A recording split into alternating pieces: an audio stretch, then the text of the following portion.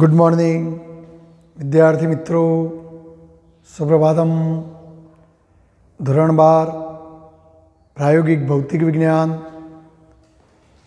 Practical number 16। आज આપણે આજના લેક્ચરમાં 16મા નંબરના પ્રયોગની ચર્ચા કરવા માગીએ છીએ। મિત્રો આપણે થિયરીની અંદર છેલ્લો પાર્ટ સેમિકન્ડક્ટર ઇલેક્ટ્રોનિક્સની અંદર પીએન જંક્શન ડાયોડ વિશે ભણવાનો આવે છે। મિત્રો પી પ્રકારના અર્ધવાહકને એન પ્રકારના અર્ધવાહક સાથે કાયમી જોડાણ કરવામાં આવે અથવા એક જ સિલિકોન કે જર્મેનિયમની ચિપ્સ ઉપર અડધા ભાગમાં આપણે પેન્ટાવેલેન્ટ અશુદ્ધિ નાખીએ, અડધા ભાગમાં આપણે ટ્રાયવેલેન્ટ અશુદ્ધિ નાખીએ તો પેન્ટાવેલેન્ટ અશુદ્ધિ નાખીએ તો એન પ્રકારનો અર્ધવાહક, ટ્રાયવેલેન્ટ અશુદ્ધિ નાખીએ તો પી પ્રકારનો અર્ધવાહક, અને આમ એક જ ચિપ્સ ઉપર પી અને એન પ્રકારના અર્ધવાહકો બનાવી શકાય। શરૂઆતમાં એનથી પી તરફ ઇલેક્ટ્રોનનું ડિફ્યુઝન થાય છે। મિત્રો પ્રસરણ થાય છે, જેના કારણે એન પ્રકારના અર્ધવાહકમાં આર્સેનિકના ધન આયનો, પી પ્રકારના અર્ધવાહકમાં એલ્યુમિનિયમના ઋણ આયનો બની જાય છે, અને આમ જંક્શનની નજીકના વિસ્તારમાં ડેપ્લેશન સ્તર રચાય છે। પછી આ ડિફ્યુઝન અટકી જાય છે, આ ઇલેક્ટ્રોનોના વહનની કાર્યવાહી અટકી જાય છે। મિત્રો જો આપણે આ ઇલેક્ટ્રોનના વહનની કાર્યવાહી ચાલુ કરવી હોય તો આપણે બહારથી બેટરી જોડવામાં આવે છે, અને પીએન જંક્શન ડાયોડ સાથે બેટરી બે રીતે જોડી શકાય, ફોરવર્ડ બાયસ અને રિવર્સ બાયસ। તો આજે આપણે બંને પ્રયોગો એક સાથે પ્રયોગ નંબર 16ની અંદર જ આ બંને પ્રયોગો આપ્યા છે। મિત્રો કે પીએન જંક્શન ડાયોડના ફોરવર્ડ બાયસ અને રિવર્સ બાયસ માટે પ્રવાહ વિરુદ્ધ વોલ્ટેજના લાક્ષણિક વક્રો દોરવા। બોર્ડની પરીક્ષામાં બાળકોને બંને પ્રયોગો એકસાથે આપવામાં નથી આવતા। કોઈ વિદ્યાર્થીને ફોરવર્ડ બાયસનો પ્રયોગ પૂછાય તો કોઈ વિદ્યાર્થીને રિવર્સ બાયસનો પ્રયોગ પૂછાય। મિત્રો પ્રયોગની પદ્ધતિ બંનેમાં સેમ ટાઈપની છે, સર્કિટ પણ લગભગ સમાન છે, એક સામાન્ય ફરક છે, અવલોકન કોઠો પણ સમાન જેવો છે। એટલે એક વસ્તુ તમે બરાબર સમજો ફોરવર્ડ બાયસની તો રિવર્સ બાયસ તમને રમતો રમતો આવડી જાય। એટલે એક પ્રયોગ તૈયાર કરો તો બીજો પ્રયોગ સહેલાઈથી તમે કરી શકો। મિત્રો એટલે આપણે પહેલાં ફોરવર્ડ બાયસ અને રિવર્સ બાયસ બંનેની સાથે કમ્પેરિઝનની રીતે હું પહેલાં થિયરિકલ સર્કિટ કેવી રીતે બનાવી એની હું થોડી ચર્ચા કરી લઉં। મિત્રો જો આપણે પીએન જંક્શન ડાયોડની સંજ્ઞા જાણીએ છીએ મિત્રો કે આપણે આવો ત્રિકોણ જેવો ભાગ દોરીએ છીએ, આગળ એક લીટી દોરીએ છીએ તો આને કહેવાય PN junction diode, PN diode કહેવાય। આ ત્રિકોણાકાર ભાગને આપણે પી અને આ લીટાવાળા ભાગને આપણે એન કહીએ છીએ।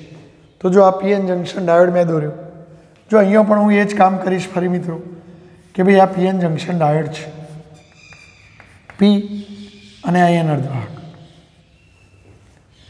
હવે ફોરવર્ડ બાયસ કોને કહેવાય તો આપણે થિયરી ભણાવી મિત્રો કે પીએન જંક્શન ડાયોડના પી પ્રકારના અર્ધવાહકને બેટરીના ધન ધ્રુવ સાથે અને આ એન પ્રકારના અર્ધવાહકને બેટરીના ઋણ ધ્રુવ સાથે જોડવામાં આવી તો આ પ્રકારના જોડાણને ફોરવર્ડ બાયસ કહેવાય। રિવર્સ બાયસ કોને કહેવાય તો આ પી પ્રકારના અર્ધવાહકને બેટરીના ઋણ ધ્રુવ સાથે અને આ એન પ્રકારના અર્ધવાહકને બેટરીના ધન ધ્રુવ સાથે જોડવામાં આવી તો આને રિવર્સ બાયસ કહેવાય। ઘણીવાર કંપનીઓ ડાયોડને નુકસાન ન થાય, કદાચ વધુ પડતો પ્રવાહ જાય તો ડાયોડને નુકસાન થાય, તો એના માટે રસ્તામાં એક વધારાનો અવરોધ જોડીને સર્કિટમાં આપેલો જ હોય છે મિત્રો। એટલે એ આપણે જોડવાનો હોતો નથી, બરાબર છે। એટલે એનું આપણે કોઈ ટેન્શન નથી કરવાનું, પ્રવાહ નિયમન તરીકે એ કામ કરે છે। તો જો પીને પ્લસ સાથે, એનને માઇનસ સાથે તો ફોરવર્ડ બાયસ, પીને ઋણ સાથે, એનને ધન સાથે તો રિવર્સ બાયસ। અહીં તમે ડાયોડના બે છેડા વચ્ચે કેટલો વોલ્ટેજ લાગુ પાડ્યો તો વોલ્ટેજ માપવા માટે હંમેશા વોલ્ટમીટર જોડાય। અને વોલ્ટ મીટર હંમેશા ઘટકની સમાંતર જોડાય. તમે ડાયોડના બે છેડા વચ્ચે કેટલો વોલ્ટેજ આપ્યો છે એ તમારે માપવો હોય તો પ્રયોગશાળામાં અહીં વોલ્ટ મીટર જોડવું જોઈએ. તો આ વોલ્ટ મીટર મેં જોડ્યું છે અને ફોરવર્ડ બાયસમાં કેટલો વોલ્ટેજ લાગુ પાડ્યો એ બતાવે છે, માટે એને ફોરવર્ડ બાયસમાં લાગુ પાડેલો વોલ્ટેજ કહેવાય વીએફ. આ વોલ્ટેજ બદલવો હોય તો આપણે સર્કિટમાં અહીંયા રિયોસ્ટેટ જોડવું જોઈએ, અથવા આપણી બેટરી પહેલેથી વેરિયેબલ બેટરી લેવી જોઈએ, ચલિત બેટરી લેવી જોઈએ કે જેથી તમે આ વોલ્ટેજનું મૂલ્ય તમારી ઈચ્છા પ્રમાણે બદલી શકો મિત્રો. તો આ વેરિયેબલ બેટરી છે. અહીંયા પણ ડાયોડના બે છેડા વચ્ચે લાગુ પાડેલો વોલ્ટેજ માપવાનો છે. તો વોલ્ટેજ માપક સાધન સર્કિટને હંમેશા એ ઘટકને સમાંતર જ જોડાય તો આ વોલ્ટેજ માપી આપશે. પણ આ રિવર્સ બાયસમાં લાગુ પાડેલો વોલ્ટેજ એટલે આપણે રિવર્સ વોલ્ટેજ કહીશું અને ફોરવર્ડ વોલ્ટેજ કહીશું. અહીં પરિપથમાં કેટલો પ્રવાહ વહે છે તો પ્રવાહ માપક સાધન હંમેશા સર્કિટમાં શ્રેણીમાં જોડાય. તો આપણે અહીંયા સર્કિટમાં પહેલેથી જ એક પ્રવાહ માપનારું સાધન જેને પ્રવાહ માપક સાધન કહેવાય. સામાન્ય રીતે ફોરવર્ડ બાયસમાં મિલી એમ્પિયરના ક્રમનું મિલીમીટર જોડવામાં આવતું હોય છે જે તમને પ્રવાહ માપી આપશે. અને ફોરવર્ડ બાયસમાં વહેતો પ્રવાહ જેને કહેવાય ફોરવર્ડ પ્રવાહ. બરાબર. અહીં પ્રવાહ બંધ ચાલુ કરવો હોય તો પહેલેથી સર્કિટમાં એક કળ જોડી રાખવાની મિત્રો કે જેથી તમે કળ ઉપાડી લઈને પ્રવાહ બંધ કરી શકો. ચલો અહીંયા રિવર્સ બાયસમાં વહેતો પ્રવાહ માપવો હોય તો પ્રવાહ માપક સાધન સર્કિટમાં શ્રેણીમાં જ જોડાય તો આ પ્રવાહ માપી આપશે. અને આ રિવર્સ બાયસમાં વહેતો પ્રવાહ છે એટલે આઈઆર કહેવાય. સામાન્ય રીતે રિવર્સ બાયસમાં બહુ સૂક્ષ્મ પ્રવાહ વહેતો હોય છે એટલે માઇક્રોએમીટર અથવા મિલીએમીટર જોડવામાં આવતું હોય છે. બરાબર. આપણી પ્રાયોગિક નોંધપોથીની અંદર માઇક્રોમીટર લખ્યું છે, પણ જ્યારે પ્રયોગશાળામાં સાધનો આપણે જોડીએ છીએ તો માઇક્રોમીટર ઘણીવાર ન હોય તો નાના મૂલ્યનું મિલીમીટર પણ જોડી શકાય. એટલે સર્કિટમાં તમને જે આપેલું હોય મિત્રો ત્યાં તમે જો પરીક્ષા આપવા જાઓ અને ત્યાં તમને જે આપેલું હોય મિલીમીટર આપ્યું હોય તો અહીંયા મિલીમીટર લખવાનું, માઇક્રોમીટર આપ્યું હોય તો માઇક્રોમીટર લખવાનું રહેશે. તો જો એક પરિપથ તૈયાર થઈ ગયો મિત્રો, કેટલો સિમ્પલ, આમાં કોઈ ગોખવાનો હોય જ નહીં. આ રીતે આપણે થિયરી ભણ્યા એ પ્રમાણે પરિપથ તૈયાર કરી શકાય. બરાબર છે. તો આ ફોરવર્ડ બાયસ અને આ રિવર્સ બાયસ. અહીં તમારે ફોરવર્ડ બાયસમાં વહેતો પ્રવાહ અને આ રિવર્સ બાયસમાં વહેતો પ્રવાહ ધનમાંથી વહેતો પ્રવાહ હોય તો આ પ્રવાહની એરો નિશાની બતાવવી જોઈએ. બસ ખાલી ફરક શું છે આ બે સર્કિટોમાં, કઈ પી પ્લસ સાથે છે, એન માઇનસ સાથે છે, અહીં પી માઇનસ સાથે છે, એન પ્લસ સાથે છે. આટલો જ બંનેમાં ફરક છે મિત્રો. બોલો ઓકે. તો આ તમને હવે બીજું અવલોકન કોઠાની અંદર આપણે આ બે ભૌતિક રાશિઓ નોંધવાની રહેશે. એટલે અવલોકન કોઠામાં એક ખાનું ફોરવર્ડ વોલ્ટેજનું આવે, એક ખાનું ફોરવર્ડ પ્રવાહનું આવે અને કેટલો રીડિંગો લ્યો છો એની નોંધ કરવા માટે ક્રમ આવે. તો જો અવલોકન કોઠો જ્યારે આપણે બનાવીએ તો ફોરવર્ડ બાયસનો અવલોકન કોઠો એમાં પહેલું ખાનું ક્રમનું આવશે મિત્રો અને બીજું ખાનું લાગુ પાડેલો ફોરવર્ડ વોલ્ટેજ જેને વી ફોરવર્ડનો એફ લગાવ્યો, વોલ્ટ એકમ લખ્યો છે, ફોરવર્ડ પ્રવાહ તો આઈ એફ મિલી એમ્પિયર છે. લો આ કોઠો પણ આપણે કયો તૈયાર કરવાનો હોય ઘરેથી. આપણે આ બે ભૌતિક રાશિઓનું રીડિંગ લેવાનું છે એટલે સ્વાભાવિક છે કે કોઠાની અંદર એ બે ભૌતિક રાશિઓ નોંધવા માટેનું ખાનું હોવું જોઈએ. ચલો એ જ રીતે રિવર્સ બાયસનો પ્રયોગ જે વિદ્યાર્થીને પૂછાય મિત્રો તો એને એક રિવર્સ વોલ્ટેજ માપવાનો છે, એક રિવર્સ પ્રવાહ માપવાનો છે અને કેટલો રીડિંગો લીધો એ માટે ક્રમ. તો જો ક્રમ રિવર્સ વોલ્ટેજ વીઆર, રિવર્સ પ્રવાહ આઈઆર, તો બસ 3 ખાનો પાડવાનો હોય મિત્રો અને અહીંયા શક્ય એટલો વધુ રીડિંગ લેવાનો છે. તમારા જર્નલની અંદર 20 રીડિંગ લેવાનો છે, 1 2 3 એમ કરતાં 20. આમાં પણ 20 લેવાનો છે, પણ આપણી રેન્જ બહાર જો જતું રહેતું હોય તો 10 12 15 રીડિંગ લઈને પણ આપણે એનો આલેખો દોરી શકીશું મિત્રો. એટલે કંઈ બધો 20 રીડિંગ લેવાની કોઈ જરૂરિયાત નથી. સામાન્ય રીતે ફોરવર્ડ બાયસમાં જે વોલ્ટ મીટર વપરાય છે મિત્રો, જો એ વોલ્ટ મીટરની હું ચર્ચા કરું તો સામાન્ય રીતે ફોરવર્ડ બાયસમાં વપરાતું વોલ્ટ મીટર જેમાં 0 થી 1 વોલ્ટ, અહીં 0 અને છેલ્લું વધુમાં વધુ 1 વોલ્ટનું વોલ્ટ મીટર તમને આપવામાં આવતું હોય છે. એટલે આ વોલ્ટ મીટરની જો રેન્જ કહીએ તો ઓછામાં ઓછું 0 ને વધુમાં વધુ 1. એટલે જ્યારે તમારે પેલા અવલોકનોમાં નોંધવાનું આવશે મિત્રો, જો અહીંયા અવલોકનો છે મિત્રો, અને અવલોકનોમાં પહેલું અવલોકન છે વાપરેલ પીએન જંકશન ડાયોડનો નંબર લખવાનો છે. કદાચ તો સર્કિટ બોર્ડ ઉપર નંબર આપેલો હોય તો આપણે એનો નોંધ કરીશું, અને જો ના આપેલો હોય તો પછી આ નોંધ કરવાની કોઈ જરૂરિયાત રહેતી નથી, તો આપણે પછી એ અવલોકનમાં નહીં લખો તો પણ ચાલે. પછી જો અહીંયા ફોરવર્ડ બાયસ માટે માહિતી લખવાની છે. એટલે જે વિદ્યાર્થીને ફોરવર્ડ બાયસનો પ્રયોગ પૂછાય એને માત્ર ને માત્ર ફોરવર્ડ બાયસની જ માહિતી લખવાની. ભલે જર્નલમાં બંનેની સાથે આપણને આપી છે, પણ જેને ફોરવર્ડ બાયસનો પ્રયોગ પૂછાય એને માત્ર આ જ લખવાનું, અને આ જ સર્કિટ દોરવાની, અને આ જ કોઠો બનાવવાનો. આ બધું દોરવાની કે લખવાની જરૂર નથી. પણ હા, જે વિદ્યાર્થીને રિવર્સ બાયસનો પ્રયોગ પૂછાય તો એને આ રિવર્સ બાયસની સર્કિટ, આ રિવર્સ બાયસ માટેની માહિતીનો નોંધવાની છે, અને આ રિવર્સ બાયસનો કોઠો લેવાનો છે. સામાન્ય રીતે હું ફોરવર્ડ બાયસની પહેલાં વાત કરી લઉં તો ફોરવર્ડ બાયસમાં આપણું વોલ્ટ મીટર 0 થી 1 વોલ્ટ વધુમાં વધુ 1 વોલ્ટ માપવાવાળું હોય છે. તો આપણે એ પ્રયોગશાળામાં જોવાનું કે ભાઈ વધુમાં વધુ કેટલા વોલ્ટેજ માપી શકાય તેવું છે, તો એને વોલ્ટ મીટરની રેન્જ અવધિ કહેવાય.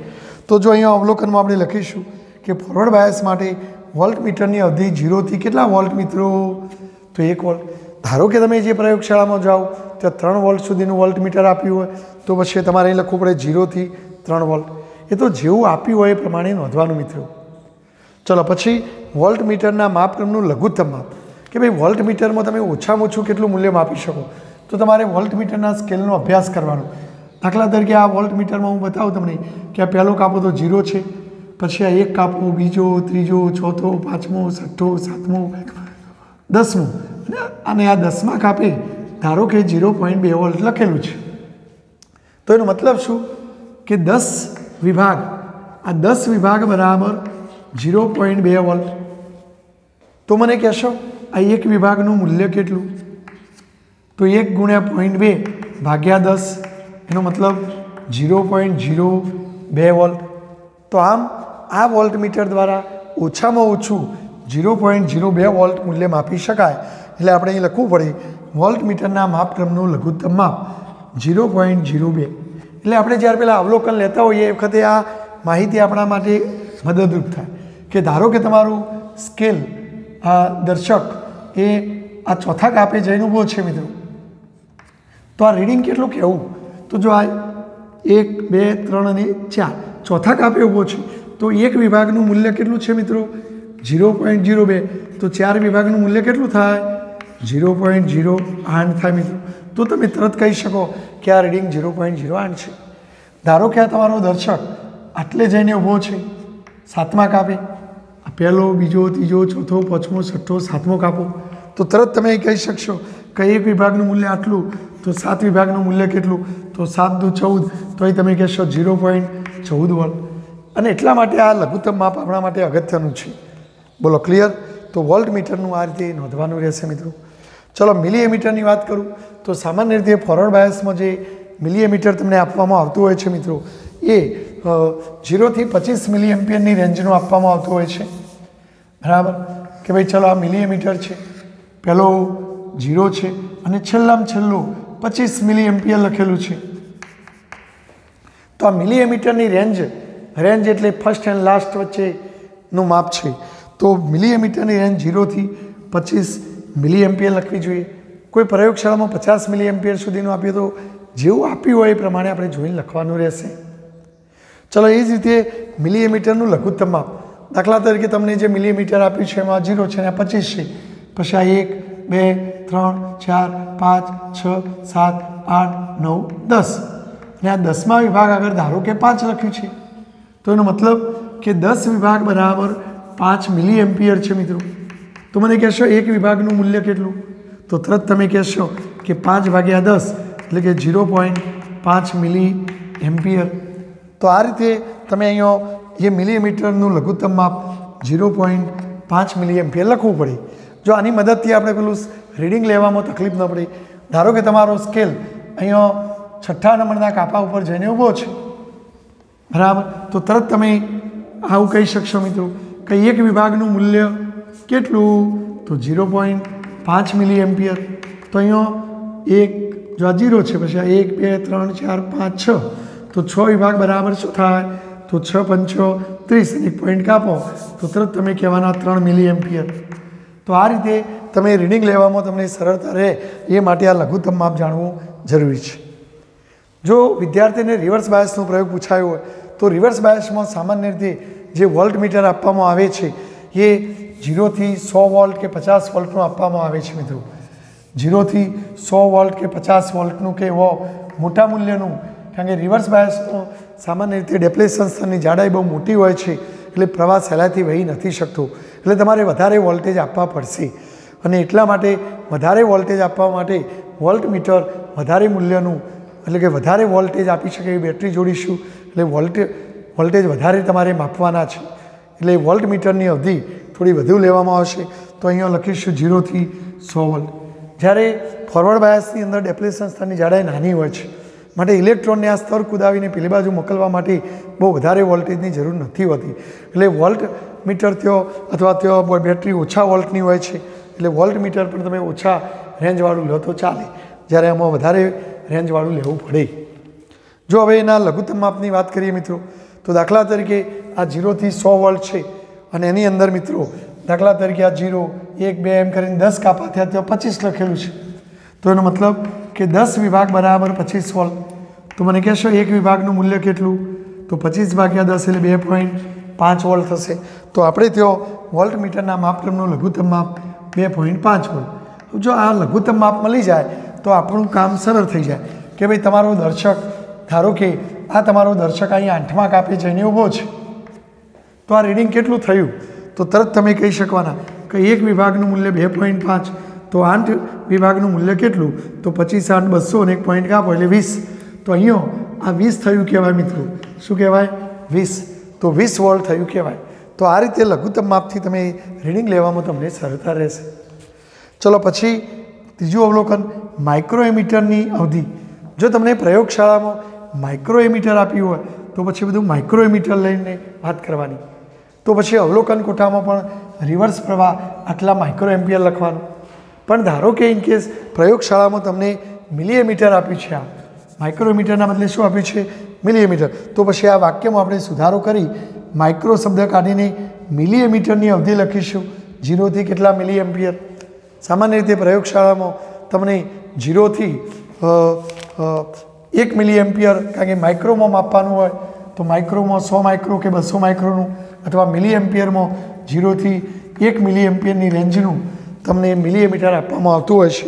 તો આપણે અહીંયા લખીશું મિત્રો કે મિલીએમીટરની અવધિ 0 થી 1 મિલી એમ્પિયર। તમને માઇક્રો એમીટર આપીએ તો એ નહીં લખવાની, તો એ વધારે માઇક્રો એમ્પિયરનું હશે, 0 થી 100 કે 500 માઇક્રો એમ્પિયરનું હશે મિત્રો, બરાબર। પણ મારે અહીંયા પ્રયોગશાળામાં મિલી એમ્પિયરમાં છે, એટલે હું 0 થી 1 લખીશ। તો પછી મારે અહીંયા રિવર્સ પ્રવાહમાં પણ સુધારો કરીને મિલી એમ્પિયર પ્રવાહ નોંધવો પડશે, અહીંયા પણ મારે મિલી એમ્પિયર લખવું પડશે મિત્રો। હવે મારા મીટરની અંદર અહીંયા પહેલો કાપો 0, પછી એમ કરીને 10મા કાપે મિત્રો 0.2 લખેલું છે, તો એ 10 વિભાગ બરાબર 0.2 મિલી એમ્પિયર। તો એક વિભાગનું મૂલ્ય કેટલું? તો તરત તમે કહેશો 0.02 અને 10 ભાગી દો, તો એ તમારે લઘુત્તમ માપ લખવું પડે 0.02 મિલી એમ્પિયર। તો હવે આ વિધાન માઇક્રો શબ્દ કાઢીને શું લખી દેવાનું? મિલીમીટર। તો જર્નલમાં તમારે આ પ્રમાણે જરૂરિયાત પ્રમાણે સુધારો કરવાનો। હવે મિત્રો આપણે જો થિયરીમાં પણ ભણ્યા હતા કે પીએન જંકશન ડાયોડની અંદર ડેપ્લેશન સ્તર, જો આ પી પ્રકારનો અર્ધવાહક, આ એન પ્રકારનો અર્ધવાહક, બરાબર, એ ડેપ્લેશન સ્તર બની જાય। પી પ્રકારના અર્ધવાહકમાં પેલા ઇલેક્ટ્રોન અહીંથી અહીં આવે તો એ આર્સેનિકના ધન આયનો, અહીં એલ્યુમિનિયમના ઋણ આયનો બની જાય। અહીંયા હોલ છે, અહીંયા મુક્ત ઇલેક્ટ્રોન છે, પણ આ ઇલેક્ટ્રોનને જવું છે, પણ આ ડેપ્લેશન સ્તરને ભેદીને ત્યાં નથી જઈ શકતો, અને આ ડેપ્લેશન સ્તરના વિદ્યુત સ્થિતિમાનના તફાવતને તમે ડેપ્લેશન બેરિયર અથવા પોટેન્શિયલ બેરિયર કહેતા હતા, જે 0.1 વોલ્ટના ક્રમનો હોય, 0.1 વોલ્ટ હોય કે એનાથી પણ નાના ક્રમનો હોય છે। જો આ ઇલેક્ટ્રોનને અહીંથી મોકલવા હોય તો તમારે બેટરીનું જોડાણ કરવું પડે મિત્રો, અને જો પી પ્રકારના અર્ધવાહકને પ્લસ સાથે, એન પ્રકારના અર્ધવાહકને માઇનસ સાથે જોડીશું તો આ ફોરવર્ડ બાયસ કહેવાય। શરૂઆતમાં તમે બેટરીનું વોલ્ટેજ 0, 0.1, 0.2 કે પછી જો નાના હોય તો 0, 0.01, 0.02 આ રીતે વોલ્ટેજ વધારશો તો શરૂઆતમાં ઇલેક્ટ્રોન અહીં આગળ આવશે એ ઉર્જાથી, એટલે શરૂઆતના થોડા ઘણા વોલ્ટેજ આ ડેપ્લેશન સ્તરને નાબૂદ કરવામાં જ વપરાઈ જશે. જ્યાં સુધી આ ડેપ્લેશન સ્તર નાબૂદ નહીં થાય ત્યાં સુધી ઇલેક્ટ્રોનનું વહન ચાલુ નહીં થાય. એટલે શરૂઆતના અમુક વોલ્ટેજ સુધી તમને સર્કિટમાં ઇલેક્ટ્રોનનું વહન નહીં જોવા મળે, એટલે પ્રવાહ નહીં મળે. પછી જ્યારે ડેપ્લેશન સ્તર સંપૂર્ણ નાબૂદ થઈ જાય અને પછી તમે બેટરીનો વોલ્ટેજ વધારશો એમ પ્રવાહ વધશે. એટલે જો તમે આનો આલેખ દોરશો મિત્રો તો જો આનો આલેખ આવો આવશે. અહીં આડી અક્ષ ઉપર આપણે ફોરવર્ડ પ્રવાહ લઈશું, ઊભી અક્ષ ઉપર અહીં ફોરવર્ડ વોલ્ટેજ લઈશું, ફોરવર્ડ વોલ્ટેજ લઈશું, ઊભી અક્ષ ઉપર પ્રવાહ લઈશું મિત્રો. તો આ ફોરવર્ડ વોલ્ટેજનો મૂલ્યો અને આ ફોરવર્ડ પ્રવાહનો મૂલ્યો. શરૂઆતમાં અમુક વોલ્ટેજ સુધી પ્રવાહ નહીં મળે તમને, એટલે ઘણા વિદ્યાર્થીઓ થિયરીને સમજ્યા નથી હોતા, એટલે દોડતા દોડતા અમારી જોડે આવે કે સાહેબ વોલ્ટેજ વધારશું તો પેલું મીટર ફરતું નથી, મીટર બગડેલું છે. પણ મીટર બગડેલું નથી મિત્રો. શરૂઆતમાં અમુક વોલ્ટેજ સુધી આ ડેપ્લેશન સ્તરને નાબૂદ કરવા માટે બેટરીના વોલ્ટેજ, બેટરીની શક્તિ વપરાય. એટલે શરૂઆતના અમુક વોલ્ટેજ સુધી તો પ્રવાહ નહીં મળે, બરાબર. એટલે 0, 0, 0, 0, 0 આવશે. એટલે શરૂઆતમાં થોડા વોલ્ટેજ સુધી તમારા અવલોકન 0, 0 આવે તો ગભરાઈ નહીં જવા. પછી કોઈ એક વોલ્ટેજ પછી પ્રવાહ ચાલુ થશે અને પછી તો વોલ્ટેજ વધશે એમ પ્રવાહ વધશે. એટલે આપણો આલેખ આ રીતનો આવશે મિત્રો. અને જે વોલ્ટેજ એ પ્રવાહની શરૂઆત થઈ, જે વોલ્ટેજ પછી પ્રવાહની શરૂઆત થાય એ વોલ્ટેજને આપણે કટ ઇન વોલ્ટેજ કહેતા હતા અથવા થ્રેશોલ્ડ વોલ્ટેજ કહેતા હતા. તો બસ તમારે આ પ્રયોગમાં કટ ઇન વોલ્ટેજ શોધવાનું છે. તો તમારે બસ આ રીડિંગ લેવાનો આ બેટરીની મદદથી. ત્યાં સર્કિટમાં તમને રિયોસ્ટેટ જોડીને જ આપેલું છે, તમારે આમાં ફેરવવાનું, જુદા જુદા વોલ્ટેજો લેવાના, એને અનુરૂપ પ્રવાહો માપવાના. શરૂઆતમાં અમુક વોલ્ટેજ સુધી પ્રવાહો 0 આવશે મિત્રો, બરાબર. પછી પ્રવાહ વધવાનું ચાલુ થશે. તો જે વોલ્ટેજથી પ્રવાહ વધવાની શરૂઆત થઈ એ વોલ્ટેજને કટ ઇન વોલ્ટેજ કહેવાય. દાખલા તરીકે મેં થોડી મારી રીતે નોંધ કરેલી છે, પછી હું તમને પ્રયોગ બતાવું છું. દાખલા તરીકે મેં શરૂઆતમાં 0 વોલ્ટ લીધો તો કોઈ રીડિંગ નહીં, 0 જ બતાવ્યું. પછી 0.02 વોલ્ટ લીધા, 0.04, 0.06, 0.08 આ રીતે મેં વોલ્ટેજ લીધા. 0.10, 0.12, 0.14, 0.16 આ રીતે આપણે વોલ્ટેજ લઈશું મિત્રો વોલ્ટમીટરના. તો શરૂઆતમાં અમુક વોલ્ટેજ સુધી પ્રવાહ 0, 0 આવશે. પછી વોલ્ટેજ વધવાની વોલ્ટેજ વધશે એમ પ્રવાહ વધવાની શરૂઆત થશે. દાખલા તરીકે આ 0, 0, 0 હતું અને અહીંયા દાખલા તરીકે 1 આવ્યું, બરાબર. અહીં 1.5 આવ્યું. પછી પ્રવાહ વધતો જશે. તો જો જે વોલ્ટેજ જો આટલા વોલ્ટ સુધી 0 હતું એનો મતલબ કે 0.06 પછી કદાચ પ્રવાહ મરવાની શરૂઆત થઈ છે, બરાબર. કદાચ 0.06 પછી 0.01 ને એવું કંઈક આવતો હશે, એનો મતલબ 0.06 વોલ્ટ પછી પ્રવાહ વધવાની શરૂઆત થઈ. માટે એ વોલ્ટેજને કટ ઇન વોલ્ટેજ કહેવાય. અથવા કોઈ વિદ્યાર્થી આ અવલોકન ઉપરથી એમ કે ભાઈ આરે એ વોલ્ટેજ પ્રવાહ મળ્યો એટલે આને કટ ઇન વોલ્ટેજ કહે તો પણ ચાલશે. તો આ રીતે તમને આલેખ જોવા મળશે મિત્રો. તો આ કામ તમારે કરવાનું છે. જ્યારે રિવર્સ બાયસમાં શું થશે મિત્રો? જો રિવર્સ બાયસમાં આવું થશે મિત્રો કે શરૂઆતમાં તમે જ્યારે પેલો પીએન જંક્શન ડાયોડ બનાવશો તો એ વખતે અહીંયા ઇલેક્ટ્રોન ચાલ્યા જવાથી આર્સેનિકના ધન આયનો બની જાય, અહીં એલ્યુમિનિયમના ઋણ આયનો બની જશે. અને હવે આ ઇલેક્ટ્રોન અહીંયા છે એમને આમ જવું છે તો જઈ શકતા નથી. તો તમે બેટરી જોડવાની ચેષ્ટા કરશો. પણ ધારો કે એક વિદ્યાર્થીએ એન પ્રકારના અર્ધવાહકને બેટરીના ધનધ્રુવ સાથે અને પી પ્રકારના અર્ધવાહકને બેટરીના ઋણધ્રુવ સાથે જોડ્યું તો જો અહીંયા આ ઇલેક્ટ્રોન આમ જવાના બદલે ઉપરથી અહીં આવી જશે અને આ ઇલેક્ટ્રોન ગુમાવવાથી તે આર્સેનિકના ધન આયનો બની જાય મિત્રો. અને આર્સેનિકના ધન આયનો બની જશે એ રીતે અહીંથી થોડા ઇલેક્ટ્રોન શરૂઆતમાં અહીંયા જઈને હોલ પૂરી દેશે એટલે અહીંયા એલ્યુમિનિયમના ઋણ આયનો બની જશે, બરાબર છે. સોરી, ઇલેક્ટ્રોન આવી જશે. અહીંયા આર્સેનિકના ધન આયનો, આર્સેનિકના ધન આયનોના એલ્યુમિનિયમના ઋણ આયનો હતા એ પેલા ઇલેક્ટ્રોન અહીં આવીને હોલમાં બેસી જાય એટલે એ ઋણ આયનો બની જાય. તો ઉપરથી ડેપ્લેશન સ્તરની જાડાઈ વધી જાય મિત્રો. તો ઉપરથી હવે અહીંથી જો ઇલેક્ટ્રોનને હવે જવું છે તો પણ આટલા ઋણ આયનોનો વિરોધ કરવો પડશે. એટલે શરૂઆતમાં અમુક વોલ્ટેજ સુધી તો સ્તરે જ મોટું બની જશે અને કોઈ પ્રવાહ જ નહીં મળે. બરાબર. એટલે તમે જો આ બધું ઊંધું જોડાણ કર્યું છે, એટલે હવે જ્યારે પેલો આલેખ દોરીએ તો આપણે ઊંધી અક્ષ ઉપર દોરવાનું. અહીં ઊંધી અક્ષ ઉપર રિવર્સ પ્રવાહ, રિવર્સ વોલ્ટેજ લેવાનો અને આ ઊંધી અક્ષ ઉપર રિવર્સ પ્રવાહ નોંધવાનો. શરૂઆતમાં આ બેટરીનું વોલ્ટેજ તમે વધારશો તો પણ આ ઋણ આયનોનો સામનો કરવામાં, આ ધન આયનોનો સામનો કરવામાં બધી શક્તિ વેડફાઈ જાય. એટલે અમુક વોલ્ટેજ સુધી તો તમને બધું 0 0 0 જ મળશે છેક સુધી. બરાબર. એટલે જો તમારો આલેખ શરૂઆતમાં વોલ્ટેજ વધારશો તો 0 0 0 0 આવશે. પછી ધીમે ધીમે સ્તર નાબૂદ થવા મળશે, એટલે વોલ્ટેજ વધશે, એમ પ્રવાહ વધશે વધશે અને એક તબક્કે બધા કોવેલેન્ટ બોન્ડમાં મોટા પાયે ભંગાણ સર્જાઈ જાય અને આ બધા બંધ તૂટી જાય અને એકદમ પ્રવાહમાં વધારો થઈ જાય અને આ રીતે પ્રવાહ એકદમ વધી જશે. તો કોઈ એક વોલ્ટેજ પછી પ્રવાહમાં એકાએક વધારો થઈ જાય, ડાયોડ બ્રેકડાઉન થઈ જાય. જો તમારી પાસે જેનર ડાયોડ હોય તો એને જેનર બ્રેકડાઉન વોલ્ટેજ કહેવાય અથવા આ રિવર્સ બ્રેકડાઉન વોલ્ટેજ કહી શકાય. તો આ રીતે તમારે મિત્રો આની અંદર તમને આવો આલેખ જોવા મળશે. રિવર્સ બ્રેકડાઉન વોલ્ટેજ સંતૃપ્ત પ્રવાહ કહેવાય કે પછી તો બધા બંધ તૂટી ગયા તો પછી તો પ્રવાહ એક ધારો વહી જશે. તો એને રિવર્સ સંતૃપ્ત પ્રવાહના નામે ઓળખવામાં આવે છે અને એ સંતૃપ્ત પ્રવાહ કેટલો હોય તમારે ગણવાનો છે. બરાબર. કે ભાઈ કયા વોલ્ટેજે પ્રવાહ એકદમ વધી ગયો ને વધેલો પ્રવાહ પછી તો તમે એ પ્રવાહ અચળ થઈ જશે અને તમારે શોધી કાઢવાનો છે. તો આ મેં તમને સ્ટોરી થિયરી સમજાવી દીધી. હવે હું પ્રાયોગિક સાધન ઉપર આની થોડી માહિતી તમને આપું મિત્રો. બરાબર. જો વિદ્યાર્થી મિત્રો તમને પ્રયોગશાળામાં આવું સર્કિટ બોર્ડ આપેલું હોય PN junction diode forward bias માટેનું, એની અંદર આ રિયોસ્ટેટ, જો આ રિયોસ્ટેટ પહેલેથી જ તમને જોડીને આપેલો છે મિત્રો. આ જે છે પીએન જંક્શન ડાયોડ છે. તો જો આ પી પ્રકારના અર્ધવાહકને બેટરીના ધન ધ્રુવ સાથે અને એન પ્રકારના અર્ધવાહકને બેટરીના ઋણ ધ્રુવ સાથે જોડેલ છે, એટલે આ ફોરવર્ડ બાયસ છે. બરાબર. અહીંયા જો આ બે ટર્મિનલોની વચ્ચે વી લખેલો છે પ્લસ માઇનસ, તો આ 0 થી 1 વોલ્ટ, એટલે તે આપણે વોલ્ટ મીટરનું કનેક્શન આ બે ટર્મિનલોની વચ્ચે કરીશું. અહીંયા મિલીએ પ્લસ માઇનસ લખેલું છે, 0 થી 25 મિલી એમ્પીયરનું મિલીમીટર જોડવાનું છે. પ્રયોગશાળામાં સર્કિટ મેં તમને પાટિયામાં બતાવી એ રીતે પણ બનાવીને તમે દોરી શકો. અને જો કોઈ વિદ્યાર્થી ભૂલી ગયો તો આ સર્કિટ બોર્ડ ઉપર દોરેલી સર્કિટ છે એ જ સર્કિટ વ્યવસ્થિત પુરવણીની અંદર દોરી દે તો પણ ચાલે, પણ ત્યાં આવો બધો ટપકો કરવાનો નહીં મિત્રો.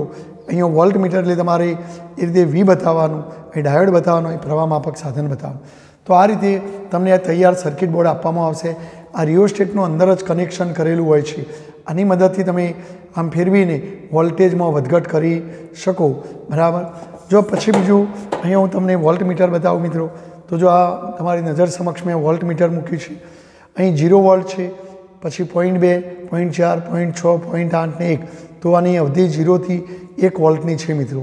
અહીંયા 10 કાપા વચ્ચે 0 થી 10 કાપા જવા દે એટલે 0.2 વોલ્ટ છે, માટે એક કાપાનું મૂલ્ય 0.2 ભાગ્યા 10 0.02 થાય, એનું લઘુત્તમ માપ કહેવાય મિત્રો. બરાબર. આ જે છે તે મિલીમીટર છે મિત્રો. તમારી નજર સમક્ષ મેં પકડ્યું છે. જો આ 0 10 કાપા એટલે 5 મિલી એમ્પિયર, 10 15 20 ને 25, તો આની અવધિ 0 થી 25 મિલી એમ્પિયર છે. અહીં 10 વિભાગ બરાબર 5 મિલી એમ્પિયર, માટે એક વિભાગનું મૂલ્ય 5 ભાગ્યા 10 કરો એટલું થશે મિત્રો. તો આ રીતે તમે એની રેન્જ પણ લખી શકો. હવે જો સર્કિટનું જોડાણ કરતી વખતે આવા તમને કેબલ આપેલા હશે તો સામાન્ય રીતે લાલ કેબલ ધન માટે વપરાય છે, પણ એવું જરૂરી નથી. બરાબર. કારણ કે અંદર તો મૂળ તો ધાતુનો તાર જ હોય છે મિત્રો. તો જો અહીં મિલીમીટર છે એટલે આપણે અહીંયા જે મિલીમીટર લખેલું છે એ મિલીમીટરના બે છેડા છે. તો જો આ મિલીમીટરનું ધન છે તો એ ધનને મિલીમીટરના ધનમાં જોડવાનો મિત્રો. આ મિલીમીટરનું ઋણ છે તો એને તમારે ઋણમાં જોડવાનું રહેશે. એ રીતે આ વોલ્ટ મીટર છે તો જો એનું ધન, તો એ તમારા વોલ્ટ મીટરના ધનમાં એનું તમારે જોડાણ કરવાનું અને આ જે ઋણ છે એનું જોડાણ આ ઋણ સાથે કરવાનું અને આ રીતે તમારો પરિપથ પૂર્ણ કરવાનો મિત્રો. તો આ રીતે પરિપથ સર્કિટ જોડાઈ જાય અને હવે આપણે રીડિંગ લેવાનો. જો આ વોલ્ટ મીટરમાં આપણે એક કાપો જવા દઈશું એટલે 0.02 થશે, 2 કાપા જવા દે તો 0.04 થશે. એમ ધીમે ધીમે અહીં વોલ્ટેજ વધારતો જઈશ અને અહીં પ્રવાહ જે મળે આપણે અવલોકન કોઠામાં નોંધતા જવાનું. बराबर। तो जो हूँ प्रयोग शुरू करूँ, आ स्विच આપણે પાડીશું મિત્રો અને હવે આ રિયોસ્ટેટને ધીમે ધીમે આમ ફેરવીશું। જુઓ તો ત્યાં આપણે એક કાપો આવર્તન કરાવ્યું, અહીંયા એક કાપાનું તો એ 0.02 કહેવાય, તો અહીં પ્રવાહ તો આપણને મળતો નથી, તો પ્રવાહ 0 આવશે। પછી પાછું આપણે ફરી એક કાપો ખસેડીશું, તો જો ત્યાં એક કાપો ખસેડે કુલ 2 કાપા ખસેડ્યા તો પણ અહીંયા રીડિંગ 0 જ આવ્યું।